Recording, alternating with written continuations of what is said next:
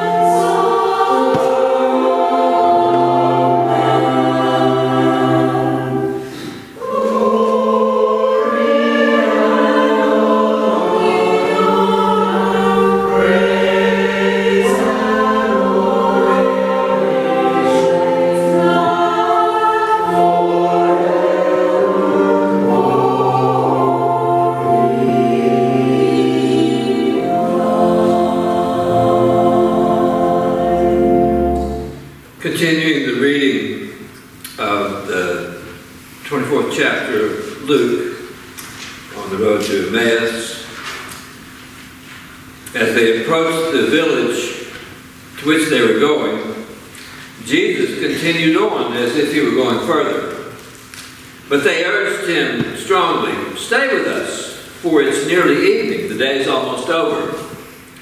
So he went in to stay with them. When he was at the table with them, he took bread, gave thanks, broke it, and began to give it to them. Then their eyes were opened and they recognized him. And he disappeared from their sight. They asked each other, "Were not our hearts burning within us while he talked with us on the road and opened the scriptures to us?" They got up and returned at once to Jerusalem. And there they found the 11 and those with them assembled together and saying, "It is true, the Lord has appeared to Simon." And then the two told what had happened on the way and how Jesus was recognized by them when he broke the bread. Thus ends our reading of Scripture. Thanks be to God. You're supposed to say that, but I forgot. For 40 days after Jesus Christ's resurrection from the dead, he appeared to many people. And the New Testament describes a few of these in detail, and always with the purpose to teach us about how to live faithfully in the light of what God has done and is doing and will do.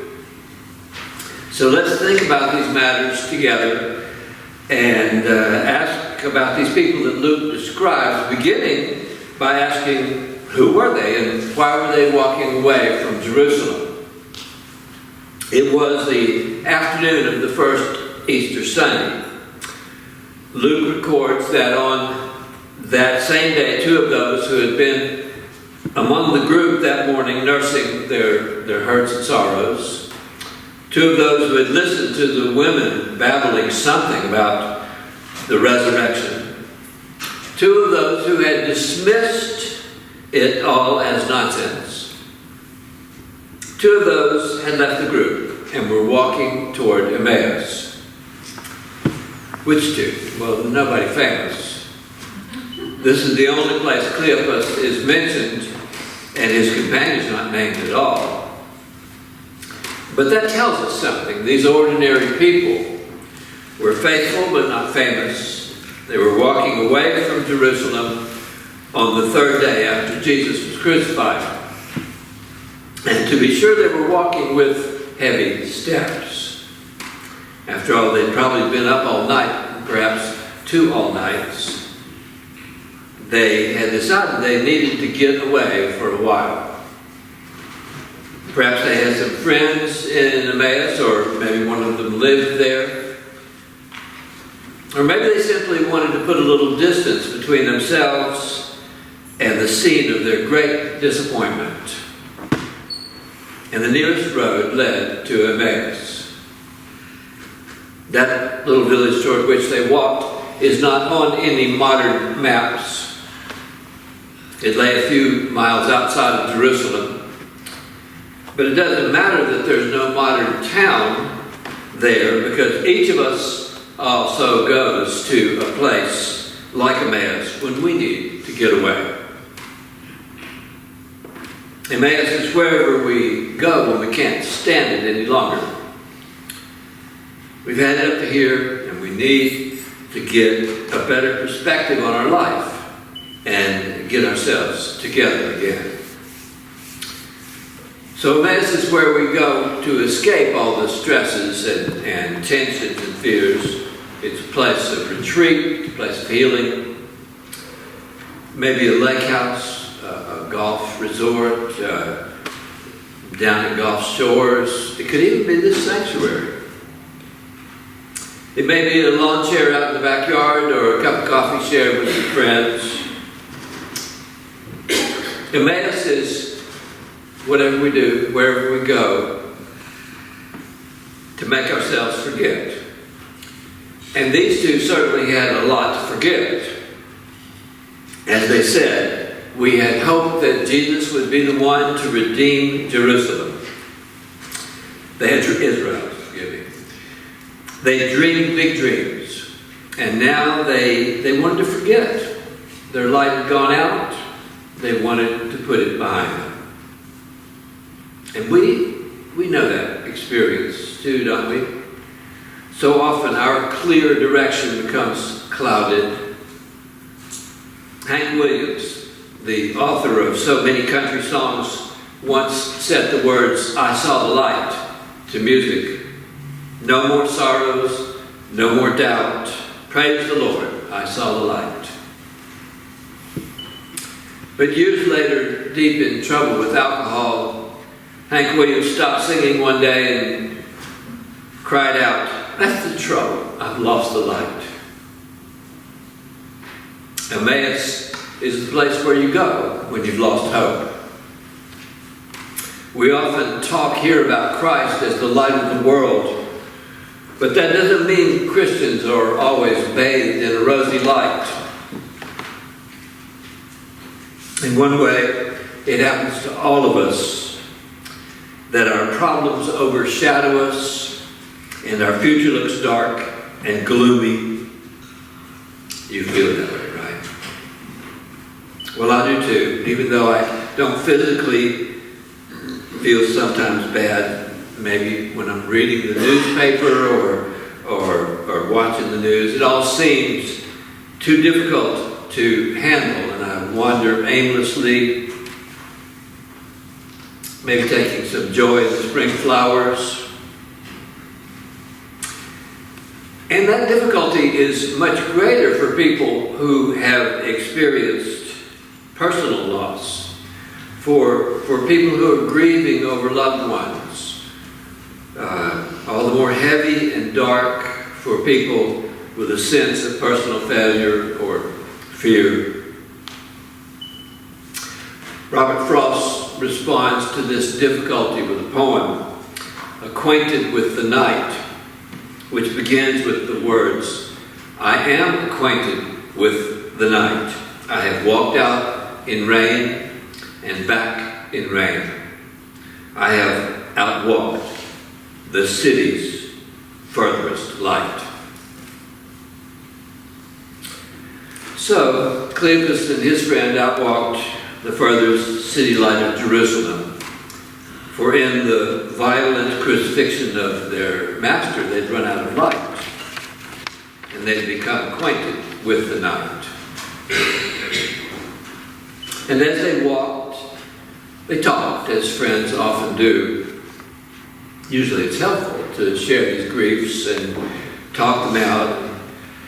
Probably these two dug back into the past as they walked along, trying to get their heads back in proper shape. But then Jesus joined them. We don't really know why, because surely he could have chosen more important or influential people. Probably I would have advised Jesus to appear in the middle of Pontius Pilate's court, or in the middle of the Sanhedrin. But Jesus doesn't do anything like that. It's very comforting, really, to see that Jesus appears to these minor characters, because most of us are minor characters. And how free the risen Christ is, how unpredictable being able to come to insignificant people, minor characters. And the risen Christ comes sometimes at unusual places too, when we would least expect. Not when we're all dressed up to go to a dinner party. Jesus comes when we're hurting, when we're alone, when we're lost. Sometimes when we need someone to help us carry the burden as we walk a lonely road to Emmaus. You would have thought that if these two were his disciples, they would have recognized him, but they didn't. And perhaps this also says something about the resurrection body.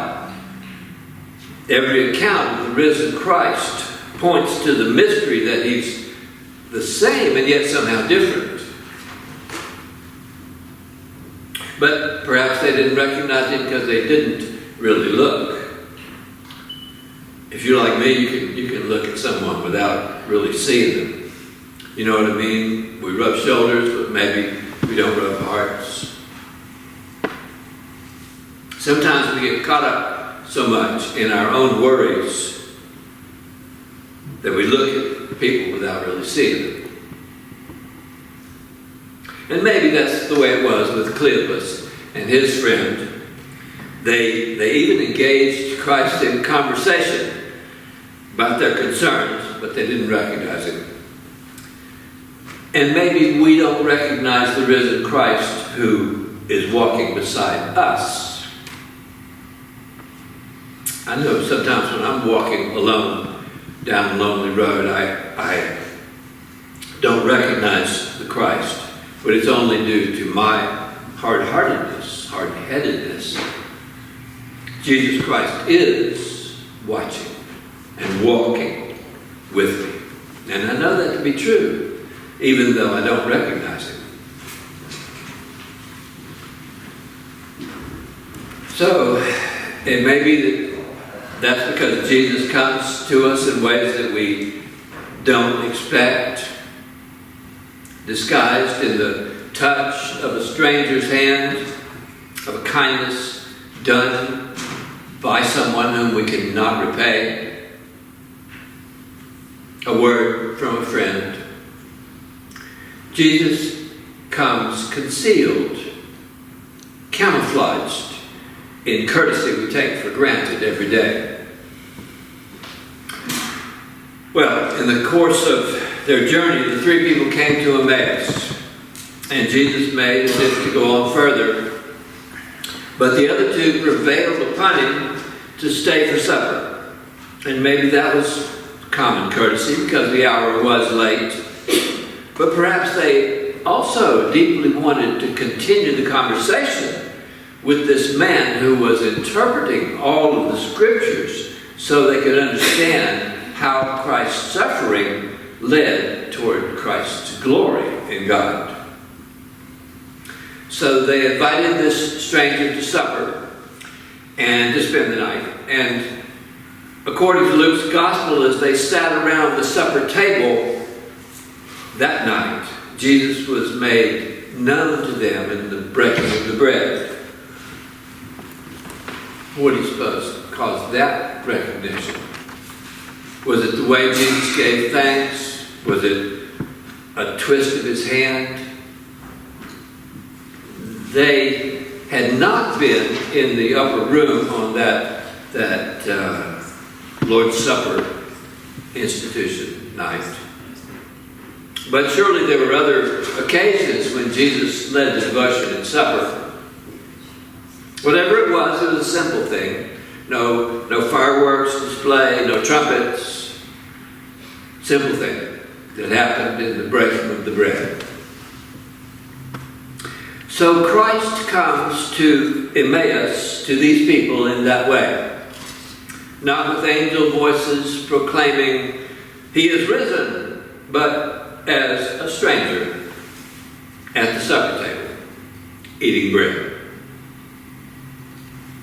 And he still comes to us that way. Nothing spectacular. No big fanfare. No big emotional deal. No intense experience. But Christ comes to you when you're unsure, when you need new direction, when you're grieving, when you need the comfort of Christ's love, when you're tired or hurt, when you need refreshing, when you've run out of light and you're walking in the night. Just on the way to your own Emmaus, he joins you. At first you might not recognize him. Perhaps you don't recognize him at all. But keep your eyes open for God to be working around you through Christ. Sometimes you may see the risen Christ, healing and giving hope, touching hands and hearts with the love of God who cares enough for you and me to offer the only begotten Son as suffering servant and sacrifice for human sin, and then to raise that Son into glory, giving you and me every reason to rejoice as we learn that Easter comes to our Emmaus too. Let's pray together. Thanks be to you, O Christ, for